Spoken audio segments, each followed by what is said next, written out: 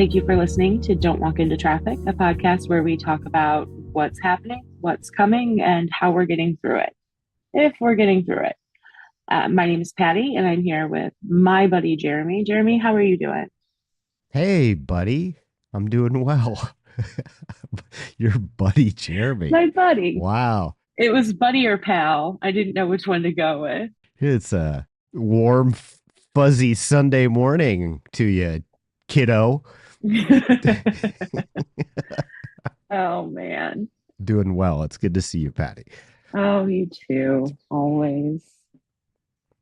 Sorry, there's a cat on my desk this morning, a rare Duncan appearance on the podcast, and he's being very demanding, and I'm enjoying it. We're 30 seconds in and we've already got an animal sighting.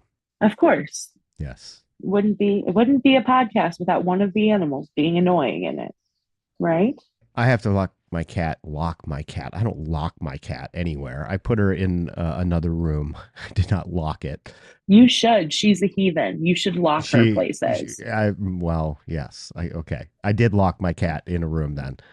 And I was working on something earlier this week and she jumped up on the desk, like right onto the computer keypad. And what do you think the odds are of a cat jumping on a keypad and hitting Control X and deleting something? Oh, no. The odds have to be pretty slim on that happening in like one fluid jump. Yeah. I was amazed. I guess she just cut it. She didn't delete it. But it took me a second to figure out where my paragraph went. It's kind of amazing. Yeah. So I think we need a little bit of a touch base, a circle back. Mm-hmm. I don't know what corporate slang to use here. Reboot. Well, no, that's not right. A check-in. We need a check-in. A circle back. I like that one. Just, part of our podcast is how we're doing, how we're coping. Mm-hmm. And it's been a few weeks since we've kind of checked in and seen how we're doing. Right. And let the world know how we're doing. I am dealing with something that I think we should, talk about because I think we're both in kind of a similar boat. I am currently trying to manage care for my mother. A little bit of backstory. So my mom had cancer in 2019 and she made it out fine. It was, as far as cancers go, definitely not as bad as it could have been. But it took a toll on her and she had a hard time walking. The chemo caused a lot of neuropathy in her feet. And then she fell. And ever since then, she's just kind of had a hard time with her mobility. And it's kind of come to a head. She also has a very oddly shaped kidney stone that's like hook shaped, so it can't pass. So she just kind of has to live with it because she's not a good candidate for surgery to remove it. Oof. And it doesn't cause her pain. It doesn't cause her it doesn't cause a problem so much as it leaves her very prone to UTIs. And one of the things as you get older that happens with chronic UTIs is that they can trigger a neurological reaction that very much resembles dementia. Oh. Yeah, I didn't know that. I had no idea. So she had her first kind of run in with that Thanksgiving of 2023.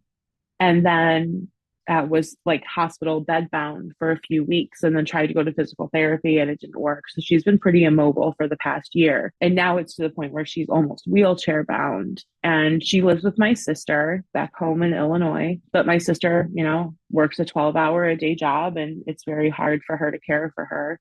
The house is not set up for a wheelchair. The hallway is not big enough. The bathroom door isn't big enough. She was home for exactly 12 hours. Fell trying to get to the toilet, then had to go back to the hospital and back into a rehab center. My sisters and I, who are saints, like I'm very lucky in that everything I have to do with this, I do from 400 miles away, which is helpful because I don't have to actually deal with my mother because an undertone to this that you'll probably catch in a lot of what I say is that my mother and I are not particularly close. We have a lot of baggage that I work through and she doesn't. So right. We'll just kind of leave that at that. The disadvantage is we're just in a position where we need some transitional care for her. And it's very, very hard. So I have a feeling that a lot of people who are listening to this are probably either in this situation or kind of heading toward this situation as our parents get older. Right. There are a lot of baby boomers, and we are not set up for caring for them as they age. So, one of the things that we've had to look at is like supportive housing, a place that A is already accessible for a wheelchair user, assuming that her mobility doesn't improve. Like, our goal is to get her back to a walker. If we can get her back to a walker, none of this is a problem anymore. But we have to get her there. And unfortunately, Medicare only covers those rehab facilities for a couple of weeks. Right. And she needs intensive physical therapy for probably a few months. So then we started looking at assisted living facilities, even if it's temporary. And then, so I took a work from home day last week, and I sat on the couch and got out my computer and just started calling every facility in Northern Illinois. And I'll get into why I didn't look at facilities in Central Ohio later on in this conversation. So Medicare doesn't cover assisted living. They can cover some home care, but not 24/7 home care. And the median monthly cost for assisted living in the US is about $5,300 a month. Yeah. $5,300 a month is more than my rent, my sister's mortgage, and the rent on the house my mom and sister share combined. Independent senior living is $3,000 a month, median in the country. And it's kind of an unreal number. Like, who that is a millennial or Gen Xer can just afford to shell out $5,000 a month to put your parent in a home? Right. Yeah. And I don't say that as I'm going to throw my mother in a home and never see her again. Although, Yeah. but like at some point, this is unattainable. I went through the same thing that you're going through in the final months of my dad passing, because we didn't think his ALS was going to accelerate that fast. We kind of had a longer timeline, although everything with ALS is but we looked into all of these options, and, I did not have the money. I had moved back home to kind of help out. So those numbers were not relevant to me personally, but the sticker shock that my mom had, who's the same age as my father, was overwhelming, to say the least, to her also. Those price tags are, what's the right word for it? Mind-boggling. Inconceivable. Yeah. Yeah. I will say, found out who the most true heroes in the entire world are, and they are hospital social workers. Yes. We need to take all of the billionaires' money and divvy it up among hospital social workers specifically. They are saints among us. When I finally got in touch with the hospital social worker at the hospital where my mom has been in and out of for months, in 3 hours, we had a different rehab facility that could be more aggressive with her and let her stay a little bit longer. I had a lead on an assisted living home that might work with Medicare if we can also get her qualified for Medicaid. I had a list of everything I needed to fill out those applications. I mean, literally, stuff that I had spent days and days banging my head against walls trying to research, just done. So if you are in this situation with an ill parent, please, they are a resource that is available to you. Use them. They do this every day. They know it. They have phone numbers memorized. They have names memorized. They can tell you exactly who to call, exactly who to send an email to, exactly what you need to do to make these things happen. So right now, my mom is in a rehab facility. I think she's there for another week.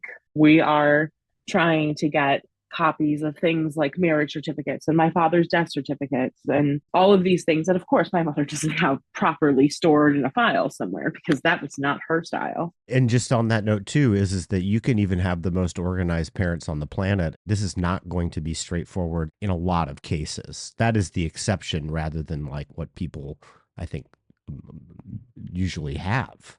Well, yeah, I mean, yes, it would be nice if documents were retained in a convenient manner. But I also don't know that I know of a human being on the planet who has every legal document they've ever been issued. And getting copies of them is a nightmare. Yeah, absolutely. Especially if you are not that person. Yes. Trying to get a copy of my mother's birth certificate as not my mother. Oh my God, I have a story on that. It's terrible. So we're trying to get a feel for where her progress is to see if it's something where she needs to get into an assisted living facility or if she can go home. She is a Social Security recipient. And what we're finding is even if you get approved for Medicaid, now the big advantage, and I say advantage in that it's not an advantage for me, it's certainly an advantage for my mother, is that she doesn't own a home. Owning a home is one of the biggest hindrances to receiving assistance in elder care because it's a huge asset. Very wealthy people know how to navigate that system, I think, a lot better than, regular old middle class people. And they know how to transfer deeds and do all of these things to make it so that their housing is secured. But I do have a friend who's elderly, very elderly now. I need to also disclose that my mother is 63. She'll be 64 this year. She's not elderly in the sense that she's in her late 80s, early 90s. She's relatively young. Mm-hmm. And that's another thing. Like, because she's not 65, a lot of senior living facilities won't even talk to me. So we're just kind of at this really weird point where, she doesn't own a home, which is an advantage, but they will take every penny of her Social Security, less like $60 a month for an allowance if we end up putting her in an assisted living facility. And that's assuming we can get a Medicare and Medicaid waiver. Like, the application for that is insane. So here is the other thing that I have learned about. It just so happens my office is in a shared office building, like one of those shared workspace buildings with an organization that is actually the Ohio Assisted Living Association. I've been able to pick their brains a whole bunch and very much considered the idea of moving my mother from Illinois to Ohio. Until I learned about filial law. Are you familiar with filial law? Just what you sent over this morning. That's it. So for anyone who might not be, filial responsibility is a legal concept in which an adult child is financially responsible for their parents' unpaid health care costs. Not all states have filial responsibility laws, and not all families are liable. However, 29 states have filial responsibility laws. Some states are repealing those and some are passing them. It's very hard to get a gauge where that falls, like on the political spectrum. Interesting. It seems to be a real mixed bag. I will say it does seem on average that more liberal states have them, but it really is kind of 50-50. Okay. What that states basically is that if your parent has gone through their assets, so they've sold off their house, they've gotten rid of their cars, anything they have of value over a certain point, that if their care is still not completely covered by an insurance policy of some kind, Medicare, private insurance, whatever, that their children are legally responsible for the additional costs. And that if you live in a state where a Medicare Medicaid waiver is provided and the government pays for your parents' care, you may be held responsible for reimbursing the government the cost of that care. Now, there are people who are exempt from this. There are income levels that it applies to and doesn't. But I would be in a position, if I brought my mother to Ohio, that I would be responsible for the cost of her care beyond what the state would cover because it would not cover enough. Mm-hmm. And so we're talking about, $1,500, $2,000 additional per month. So she can't come live here, which I mean, really is a blessing. It was an option we looked into because if it made the process easier, it made the process easier. And then we just learned it doesn't. Sure. Which brings me to another part of kind of dealing with all of this. And it's that, my mother is not the best person. When I was a child, she was physically abusive. As I grew up, she was emotionally and financially abusive. She still is. And as you continue to grow up. As I continue to grow up, which I will never complete. And so having to do all of this work and having to make these decisions for someone who would not do the same for me is incredibly emotionally taxing. All of the stress of trying to find facilities and all of these things aside, it has brought up a lot of emotional baggage I have with my mother because I sit here making these phone calls and sending these emails and filling out these applications and just go, what am I doing? It's not like she's going to be grateful for this. It's not like she's ever provided me with anything that I can leverage to say I'm doing this in return for. And That's really hard.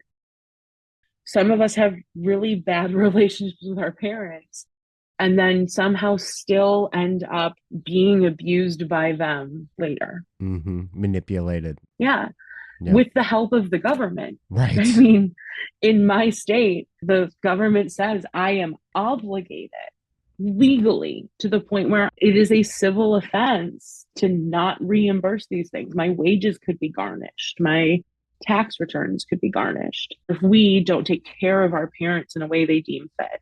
And that's really hard. I mean, like my father was young when he passed. He was only 58 and he passed.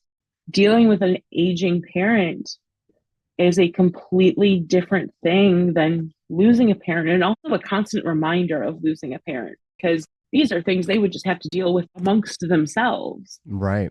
It's been an emotional, just, it's been a battle the past few weeks. Yeah, I think when you talk about this, like it's funny, it brings up a lot of, this fits right into like some of my biggest fears. I'm in the situation where I'm living with my mother and, we're working through, it's been 2 years. My dad passed 2 years ago in March. And it's hard for me even to think about like the care down the road that I'll need to provide with her because she's in great shape. Like she's probably in better shape than me since maybe in some ways. I mean, she's out walking and she's very active and she went on a trip to Arizona and she's climbing mountains and stuff like that. And she's 78 years old. So it's not like on my mind constantly, but these are reminders of things that are going to come down the road. And in the passing of my father, we at least were kind of like a team. And that's kind of what I guess I was going to get at is that like there's an emotional component to all of this that I went through with my mom that I got to see the effect it has not only on the in this case the wife who is left behind, but just like there's a logistical side to death and then there's like the emotional side. And like trying to balance those things is really difficult. And I think one of the problems with that, not to get too um, deep on this, but I think about it often. You talked about the government doesn't make this any easier. And it stems from the concept that in Western culture, we don't really function on the idea that it's necessarily a moral obligation, whether we like our parents or not, to take care of our parents. Eastern culture does. There's a much different approach. Maybe there's some of it, but I don't know where my brain went with that. It just reminds me of the fact that the system itself, I think if it had more concern from lawmakers about how we take care of our aging parents, the system would be set up to not make the process so expensive and so logistically difficult. And on every level, what I've discovered is that it's the things that you never saw coming that are the most difficult in this process. Going back to it as a parent who is needing, when you're contemplating like a change of environment, meaning like needing to be in basically independent living where there is nurses and physical therapists. Yeah. There's like a cost benefit analysis. Mm-hmm. In my case, it was like, what is the cost benefit analysis of doing this? What's the cost benefit analysis of us taking care for him at home? In my dad's case, to where, we live in a 3-story house and suddenly he can only be on one floor. Mm-hmm. So like he's sleeping downstairs in the study. We turned that into a bedroom because it's close to a bathroom because he can't go upstairs. There was just a whole idea of building out what would basically be a functional main floor that was ADA. It's a safe environment for somebody who had a hard time getting around.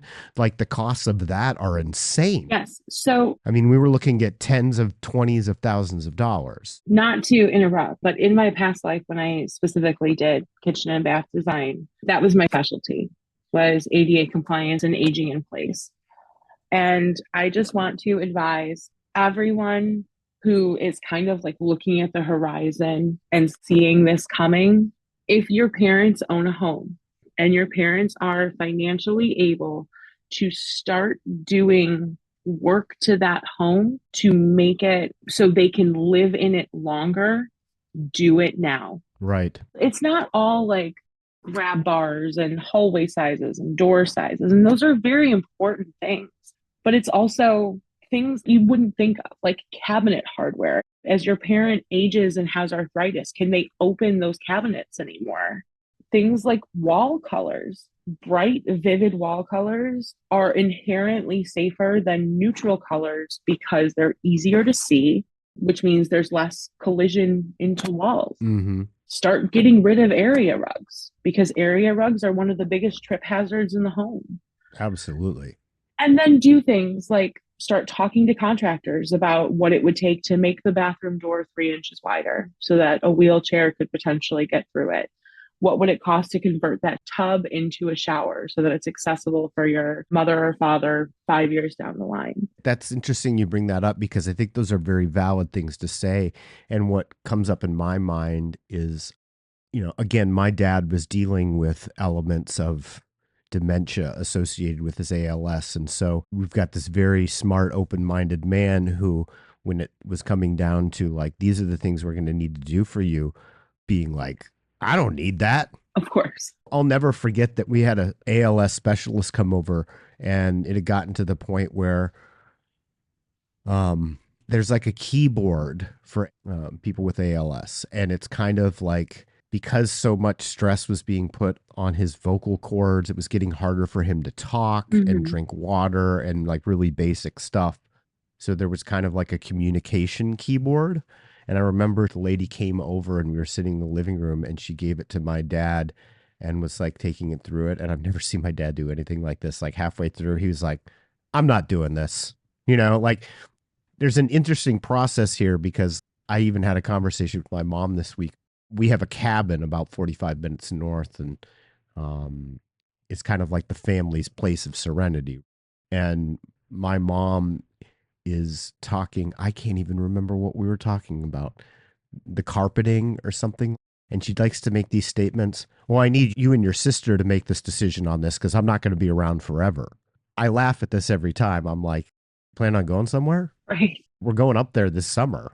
Like, but that conversation is fine to have, but like, I can imagine how difficult the conversation of, hey, maybe we need to do some things around the house to prepare for what's coming down the road. That's not going to be met with the kind of like levity and whatnot. Oh, for sure. That's part of like what the caring for our parents I find so interesting in doing it now is that like, you kind of have to develop these, we use this word a lot on here, nuanced way of trying to get to the actual meat of the conversation. The workaround. Yes, the workaround becomes the art of the deal. Ooh, I can't believe I just said that, but you know what I'm Oof. saying. Oof. Sorry. Oh, it hurts. Sorry, I didn't mean the art of the process, I guess I No, should but you're say. right. You are 100% right. And our parents, in many cases, are like the most stubborn and ridiculous people in the entire world, in the history of humanity. Like I could imagine proposing that maybe my mom needs to think about that the 15-step staircase up to her bedroom, that we might need to address that issue. But like for me, knowing my mom, the best way to approach that is, Mom, we might need to think about this because I sure as hell am not carrying you up these fucking stairs in my arms. Yes. And she'd be like, oh, you're right. That would be ridiculous. I realize I can't just go into like, I'm worried about this. Let's talk. It's too much. Exactly. Like you have to keep some levity or else they just feel bad. Right. Because no one wants to acknowledge their own mortality. Yeah. And there's another side of this too. And I think maybe this is, I don't know, my mom would probably describe this as being a Norwegian Lutheran rather than a baby boomer, but whatever works. But there is this idea also that, well, I am getting older, but I don't want to be a problem for anybody. Yes. Now, my mother has said similar things out of guilt and manipulation. But my best response to that argument is, okay, then fix the problems now so they're not problems later. Right. That's a good response. I need to use that one. Yeah, you're right. I don't want to schlep your ass up the stairs. So get the stair lift installed now. Or let's figure out how the best way, like in a couple of years, is the best thing going to be for you to also move into the study where there's a bathroom close by and you don't have to go up. Like, unfortunately, as much as our parents don't want to hear about it and they don't want to deal with it, it is going to be our problem. Because what are you going to do? Be like, all right, fine, then sit and rot in your house. Right. Those are things I would like to say. But you have a different relationship with your mother. Right. That is key to this whole conversation too. So there's so much kind of that's been wrapped up in this as I've been dealing with it for the past few weeks. And so many things like when we rented that house originally, I never thought about accessibility. Granted, rentals don't factor in accessibility ever.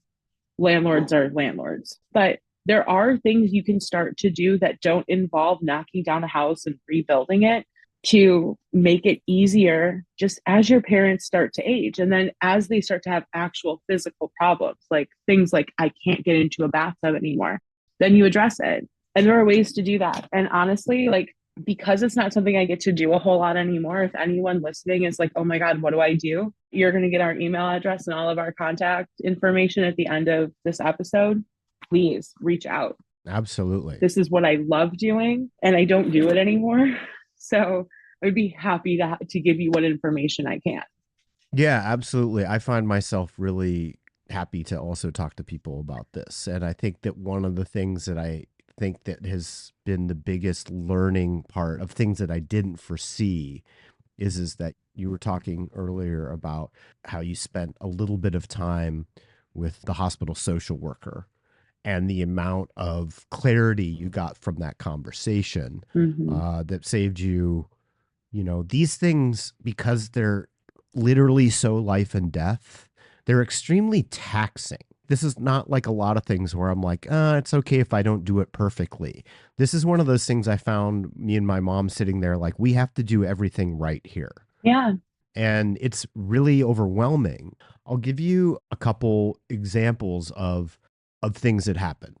My dad, as I've mentioned in this podcast, was a US Navy veteran. He served in the Vietnam War and he was stationed on a ship off the South Asian Sea. Long story short, when my dad passed, there was just so much to deal with and there was like so much to learn and we sought help. So I think that is important key here is that you seek help, right? And a funny thing happened, which was our local state representative, who my dad had a relationship through his work. They had worked on some state law together, basically, reached out to us and said, "Oh my God, I heard about your father, in this case, your husband. I heard he had ALS. I did not know that. Do you know about the Navy's Blue Waters Act?" And I was like, "What?" And so what she pointed out was is that in 2019, it's called the Blue Water Navy Vietnam Veterans Act of 2019. And what that act said is that it extended the presumption of herbicide exposure, such as Agent Orange, to veterans who served in the offshore waters of the Republic of Vietnam between 1962 and 1975. So that was my dad. And what that basically was is, without saying it, it's a nod to the neurological effects of that, which have also been linked to ALS and naval veterans. Mm-hmm. So, what that gave us, now again, he's passed, but it gave us basically we got a settlement. It's not a settlement per se, a government payout Mm-hmm. for admitting that, yeah, we weren't really honest about this thing. So, that was very helpful because when somebody passes away, on top of everything, it's really costly. Oh my gosh. Like the amount of money that all of that process took over several months. And then on top of it, we just had the luck of having, and this is one of the things that I found out that can be really emotionally difficult to deal with, timing of things. Like all of this happened, all of this money was going out, and then our basement flooded, our stove stopped working. You know, like we had multiple things around the house that like Mm-hmm. because of the flooding we had to redo all the flooring, and suddenly like there's another 20 grand. It was just timed poorly. you know Sure. so on top of all this stuff that happens, there are other little teeny things that I noticed that it just made me go, what the fuck? And there's two stories essentially. One of the most devastating things, like after a couple months of having a little peace and quiet, kind of all the heavy lifting of everything was done. Hmm. All the families left. My dad had this weird thing where he was kind of a public figure in Spokane. So like there's also this thing where it's great to see the outpouring of love and support for your family, but when there's five different organizations doing memorials for your father after the funeral, you're like enough. Hmm. Felt like doing the funeral five times. Not that anybody will do this for me, but don't just give me one. One thing that really struck me is that to turn off his phone and doesn't seem like it would be a big deal. Oh, it is. Yes, it's a big deal. And I think a lot of people could recognize that because there's a lot of stuff in the phone. And a lot of it was like, how do we get all the data off the phone, like photos and all that? And most of it was saved to the cloud. But my mom doesn't understand the cloud. Sure. You know, I kept saying, I think they're all saved. And she's like, well, I want to be totally sure. And of course, we need a third party. You know, she doesn't necessarily view me as an expert on everything, even though that might be an area where I am an expert. Nonetheless, we went to the Verizon store and we sat down with a gentleman. We were saying we need to shut this phone off and we need to get everything off it. And the guy, I couldn't believe this because I could see it in his face, got this like, he looked like he was almost going pale. And he said, okay, I need to stop you. Sorry for your loss. But in order to do what you're asking me to do, I'm going to need you to present a death certificate. Hmm. And, you know, you're nodding and being like, mm-hmm. This was like a major emotional shock to myself. I could wrap my head around it. But for my mom, we had to walk out. Like she was noticeably shook. Yeah. And it was really hard for her. And what it did is it brought up like a lot of repressed anger. Like the fury of hell came out of her on the car ride home. And there's a lot of those kind of like what I would call emotional landmines that come up. Hmm. And I don't know if I'm telling anything unique in that story, but this one really shocked me. And this only happened a few months ago. We live kind of like outside the city, and it's not odd for the power to go out because they're digging up something or whatever. And power went out. My sister lives nearby. I said, did the power go out for you guys? And she's like, no. So I was like, what is going on here? So my mom had to call the power company and they said, your power is not out. We shut your power off. Oh, My mom was like, how? Why? For what reason? sure. And they said, well, we sent an email to your husband, yada, yada. We never got a response. And my dad's been gone for, you know, like a year and a half. Yeah. And the power's been on the whole time. And apparently the bill has not been paid the whole time. And she's been a customer for 35 years. Her thing was, is how could you possibly shut down a customer of 35 years for an unpaid power bill when you didn't even send a shutoff notice? And I will note that I do think that they need to send a letter for a shutoff notice to anyone. I would 100% agree with that. My only, like, so yes, I feel you completely on this story because I can't tell you how much stuff came up after my dad died. I'm just going to say that particular incident, which I thought was kind of like, okay, so now we know we need to fix the problem. That incident happened. Not only was she angry about it, but it probably took her about a month at least to stop saying to me, I really think I'm going to have to talk to somebody at that higher up at that company. Like it didn't stop. The obsession continued. And this is something like, no offense to your mother because she's dealing with, all of this. Oh, yeah. No. But who doesn't think they have to pay an electric bill for a year and a half? Like, where did you think the electricity was coming from? It comes from this idea that I've handled all the licenses. I got all the titles fixed. I got my lawyer working on all this stuff, and it's just missing something. Yeah. There's probably a little bit of, oh, that's just coming out of my account. Yes, that was a big thing when my dad died was, what was in his name. And the good news is not a lot of it was, but enough was that it was a problem. And yes, you have to go request 30 copies of that death certificate. because you need it for every doctor's office that calls, every creditor that calls, every utility that is in that person's name, insurance, life insurance. Like you just better have a whole bunch of copies of it because you're going to need them. Well, it's like the idea of the title on the cabin.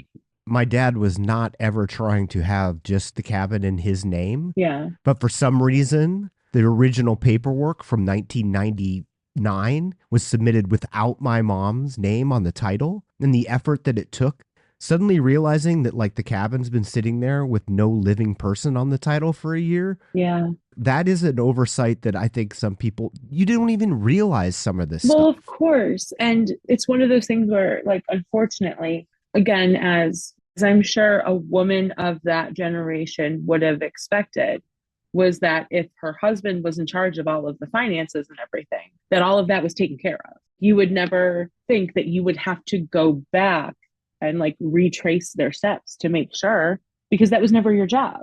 In this situation, they both had different jobs. There was no you handle all the bills. Yeah. It was like you handle some things and you handle some things. Anyway, it was a chaotic mess. And I think what I was trying to get at, trying to help in these situations, like where you said, well, what person keeps the power on without paying the power? It's obvious, like maybe I should have had the foresight to say they're going to ask for a death certificate for Verizon. I wasn't thinking about that. Of course not. But I think what I'm trying to say is that some of the logistical stuff, specifically with bills and phones, I mean, we spent a year trying to get her name onto the Xfinity account. That doesn't make any sense. No, it doesn't. I actually tried to work with them, and they're a shit company. I hope you're listening. I love the idea that I hope Xfinity is listening. Like, who would be that person? Like the executive? I want someone from Xfinity to be listening to this and like screen grab it or whatever and take it to their boss and be like, "Did you hear what this dude said about you?" Next week, I'd like, Patty, I can't do the pod. No one will give me internet anymore. Big internet comes at me. It leads into so much of what caring for my mom has been, from a picking up the slack, doing things that my dad did, making sense of anything from trying to get her email updated so she gets a bill correctly to printing a PDF. Mm-hmm. And the amount of time I've spent doing that is amazing. It's like a part-time job.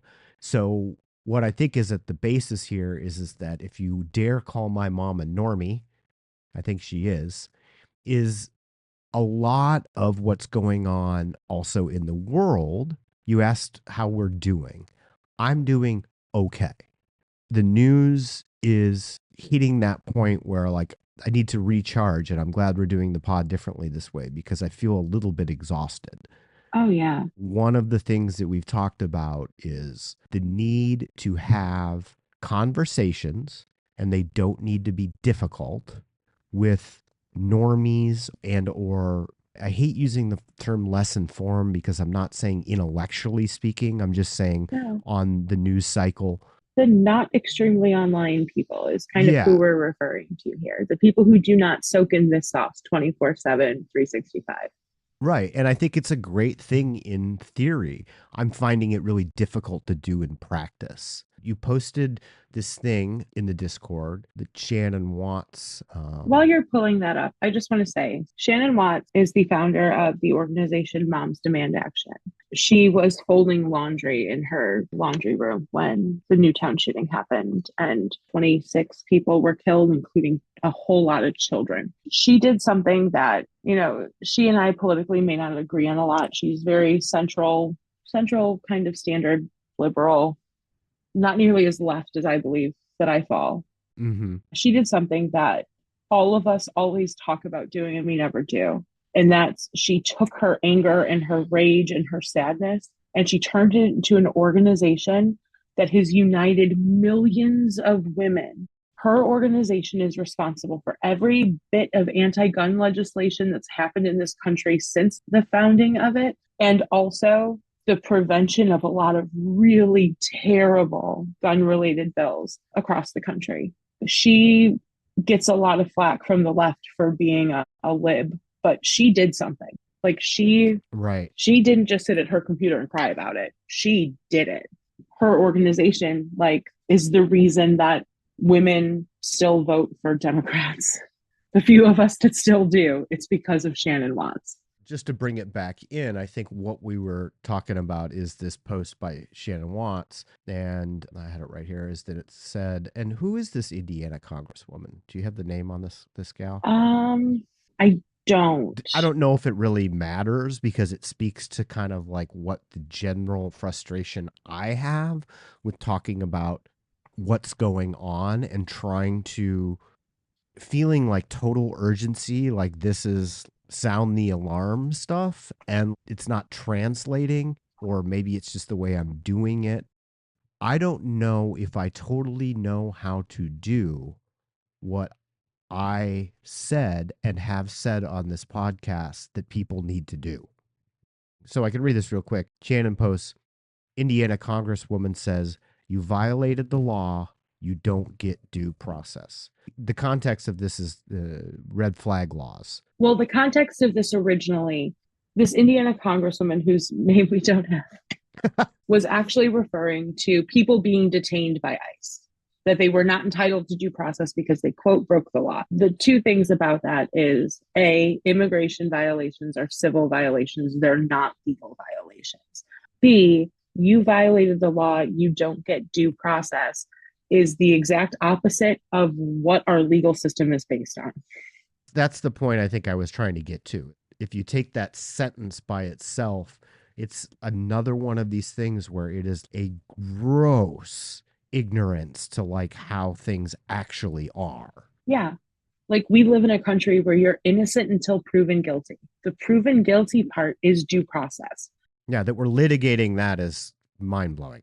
So that's things like you have the right to habeas corpus, which is a speedy prosecution. You have the right to confront your accusers. You have the right against improper search and seizure. These are constitutional rights that help protect you in the course of due process. Even as a non-citizen, as a resident of the United States, you cannot be picked up, yanked, and sent to an El Salvadorian prison without due process. That is against the Constitution. Now, I say can't in that it's illegal. That doesn't seem to be stopping anybody. But in theory, you can't do these things because this is due process. Due process is the course of events that has you found guilty or not guilty of committing a crime. Can I give you an update on something that I did not know until I just looked this up online? Yeah. Okay. Just for added context to what we're talking about, regards to like due process and immigration, right? This Republican's name is Victoria Spartz. This is the kicker. Spartz, who was born in the Ukraine but immigrated to the United States in 2000 at the age of 22. Mm-hmm. I mean, we're having an immigrant who was given due process in her immigration. Yeah. I mean, like, what are we doing? I find myself struggling to explain that to people. That's what I'm saying. No, if I'm sitting at my local bar and someone says that to me, oh, they broke the law, I am 100% like ready and rearing to go. I have my basic quote unquote normie, and I use that term in jest.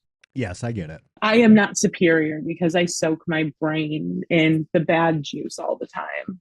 In fact, I'm probably not superior for doing so. It's probably the worst choice. I was just going to go on to say that I live in a world where normie is referred to often and is also referred to with respect, in that they ain't built like us and good for them. Right. So, like, just so when we say this, I'm not calling anybody, I'm not using normie as a derogatory statement. Yes, this is normie respectfully. Yeah, totally. I'm actually literally using that term to refer to as my mom, who I care about deeply. First of all, it's not fun to hang out with people that don't also soak in this, because then you're just the killjoy. Right. Like, I can't go hang out in social situations anymore because someone's going to say something and it is going to set me off. And I'm going to have to talk about how Texas women are under attack, or about how our legal system is under attack, or how we have a king now who just doesn't acknowledge court decisions. And I don't want to be that person. Right. I used to be fun. Right. I think that's kind of what I feel. There is a very, very fun conversational side to me. I find myself to be able to have pretty good conversations with people when I stay outside these things. And I can have good conversations with people when I go into these waters also. I know who those people are. But what we've talked about is finding the people in between, right? Mm-hmm. This kind of area in between. And I realize like being a severely online person, being a severely engaged person, I don't know that I technically quite have developed the tools yet to have the conversations that we need to be having. I'm trying. And For what I'm sure. saying is that I'm failing. I think what I'm saying is that when you explain the fact that if these people are preaching denial of due process, that hypothetically does not give anyone due process. And so I made the mistake of saying that means somebody could roll up here in a van, for example, and take you, and I couldn't do anything about it. And I think what that is met with is, boy, this guy's on one. Right. Yeah. And so I don't I, like do I how do I soften due process? So you don't. And I am coming at this like from a background in working in sales my entire life and also church. I don't know if we've talked about this on the podcast. I used to be a pastor I did know that. of an alternative ministry. So, like, before anyone's like, oh God, she's one of them, there is a way to soften things. And then hopefully that leads to more questions. And it's really more like a sales tactic than it is anything else. First of all, these conversations have to happen in the right context. You can't just be like, oh my God, did you see what happened today? I think I did that because I think that what happened is I pretty much went from like I didn't even have the sound on. I just like had the TV on, and for some reason I saw Pete Hegseth's face, and all I could think Ugh. of is God, I want to punch it. Like I don't have that with a whole lot of people, but he particularly. And then I think like a half an hour later, I was upstairs trying to be like, so did you see that they just took a student right off the street and then tried to go into the due process thing and utterly failed? Yeah, these are conversations that have to happen organically, especially because even the people who, like, there are people who care to know nothing about what's going on in the world, and you're never going to reach out to those people. They're never going to care. And that's fine. That's their prerogative. I don't love it. Like, I think everyone should care. This is our country, but whatever. But then there are the people who are like lightly engaged, who, might wake up and watch the news or watch the news while they're eating dinner or whatever. And then they tune out. But there's enough going on that even they're starting to get overwhelmed. Yeah. And so to be like in your face about it is just going to shut them down. Like, I don't know how you organically bring up that they are stealing college students off the streets and providing no due process to them simply because they don't believe in genocide. That's a statement that is so surreal. You cannot imagine that happening in our country, and yet it is. So, how do you organically start those conversations? That's really, really difficult. And I think that sometimes you can't. You have to wait until they come to you. Yeah. And I think you're totally right about that. And I kind of got a dose of that this morning. Picked up the Sunday paper and I was looking at the front page and it said, are we having a constitutional crisis? And you know what my thought was? Well, of course, you fucking idiot. Why is this a question? It should have been, we are having a constitutional crisis, which gets into my anger at news media. I actually found myself being like, okay, this is the local paper in Spokane. This is like the paper of record for everyone who lives in the city and all of the rural communities outside of it. Yeah. Honestly, the audience, not me. Yeah. And I actually found myself being like, you know what? You don't need to be mad about this because these people are probably going to write in this kind of way that you don't have the ability to do to soften the blow of being like, yo, we're probably in a constitutional crisis in a way that is more digestible. We got to be careful here because I'm not at all advocating for a centrist approach to politics. But what we're talking about here is that some sort of meeting in the middle spot of trying to explain unbelievably inconceivable, unique historical things happening right in front of us in some sort of way that can at least begin them being like, oh shit, he's not on one. Because I had gotten overwhelmed with everything in the world, rewatched The Newsroom. It's a quick watch. You can watch it in a couple days. There's something about not the third season. We don't include the third season. The third season of that show sucked. But the first two seasons, there's like this beautiful thing about what news could be and what reporting could be and the way they tell stories to people. I think sometimes you also have to, yes, you're right. I am also not advocating for a centrist flow of media. I think that's how we got into this point. Yes. I do think that like there is a way to use that language when you're online where the worst of us brain soakers are and you see someone who's maybe like just getting it Mm-hmm. and they're real cringy about it. They're like, oh my God, this is illegal. And we're just sitting there like, yeah, lady, we know. We've been screaming this for months. But then the answer isn't to be mad at them. Welcome them aboard. It's illegal. You know what else is illegal? This, and this is all happening. And here you can read about it.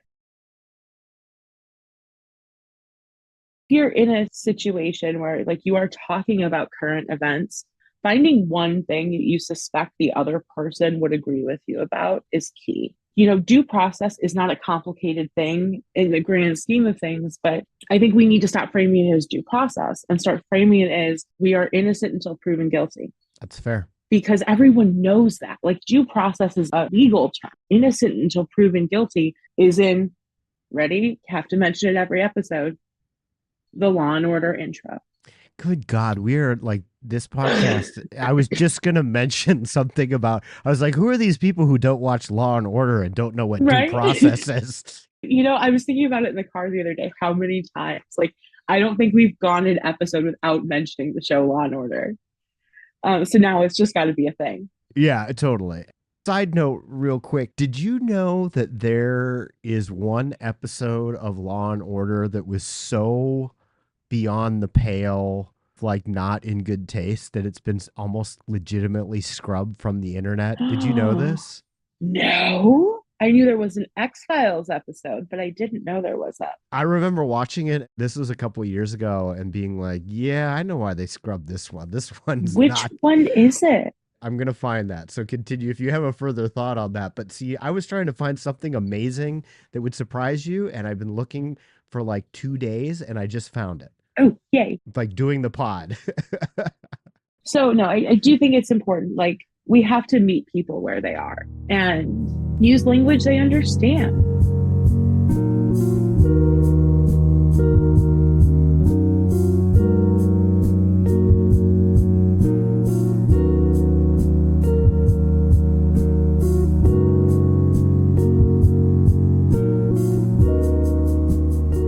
The other big thing that happened this week was the whole signal debacle.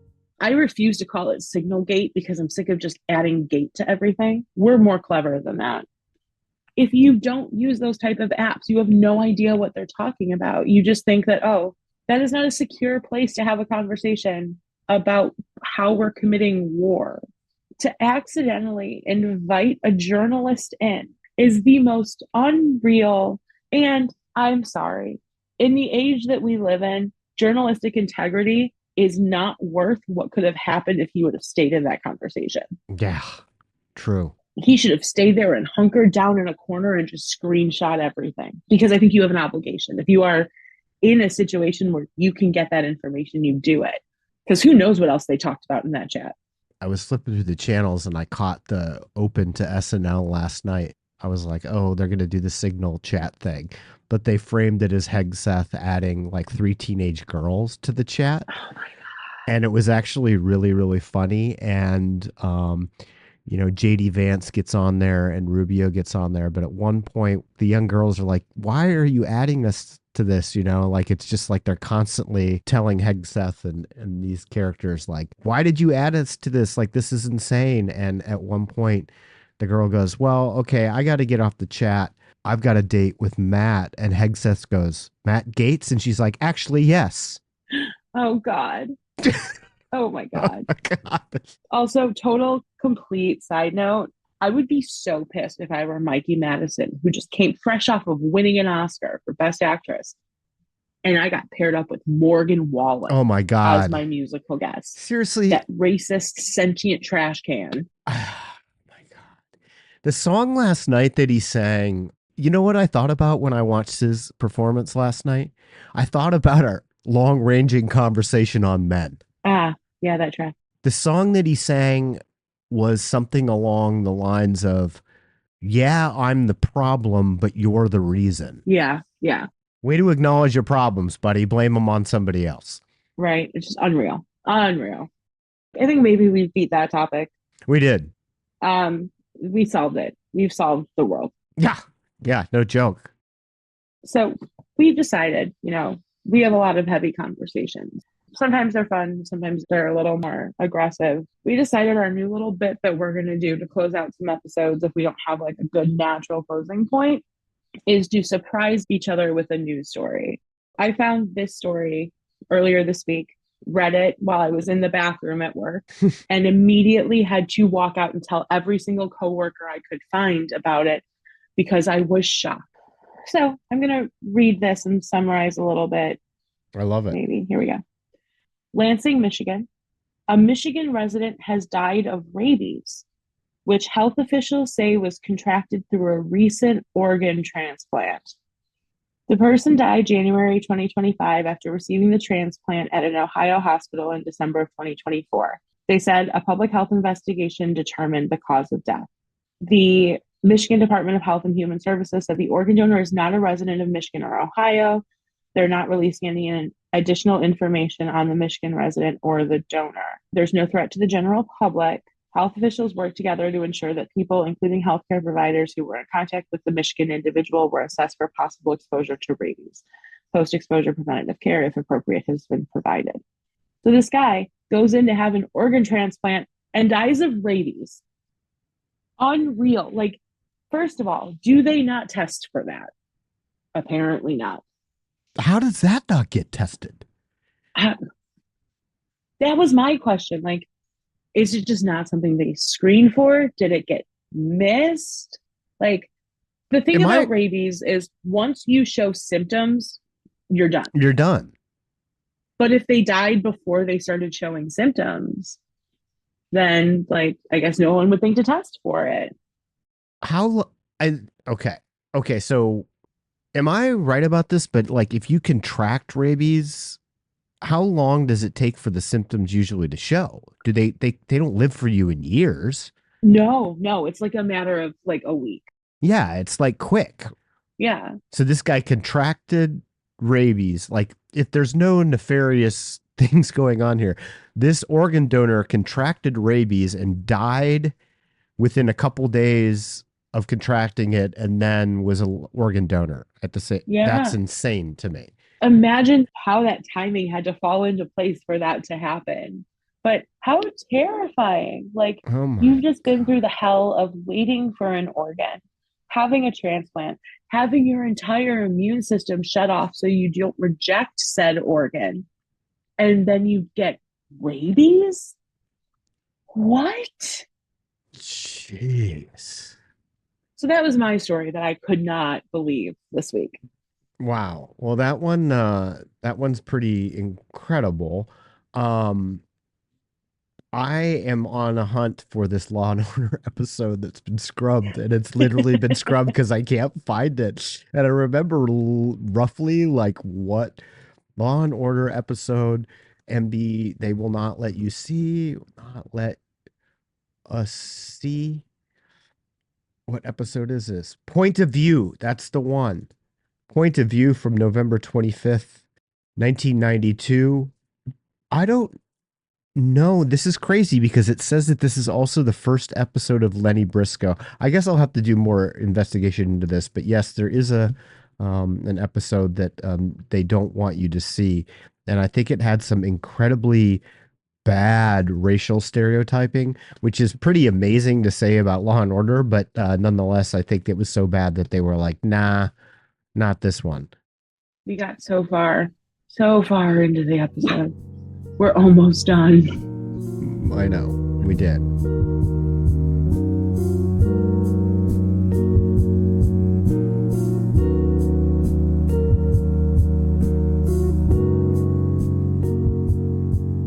Hey, thanks for listening to the Don't Walk Into Traffic podcast. We are a podcast with new episodes each week. You can follow us on social media at DWIT Pod on Twitter and X, as well as Blue Sky. If you want to send us an email, you can send that to dwitpod@gmail.com. You can find links to the topics we discuss and or stories. Hopefully Patty posts that one about getting rabies. Probably need to read that one. Anyway, yeah, thanks for listening, and we'll talk to you next week. Bye.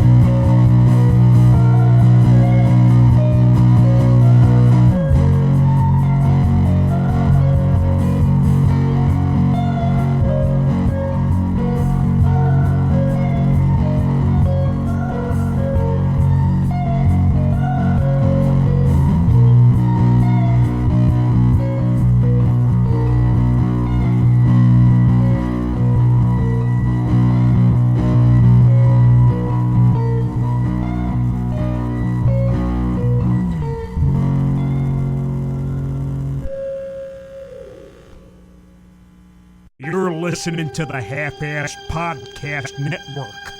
Did you know that?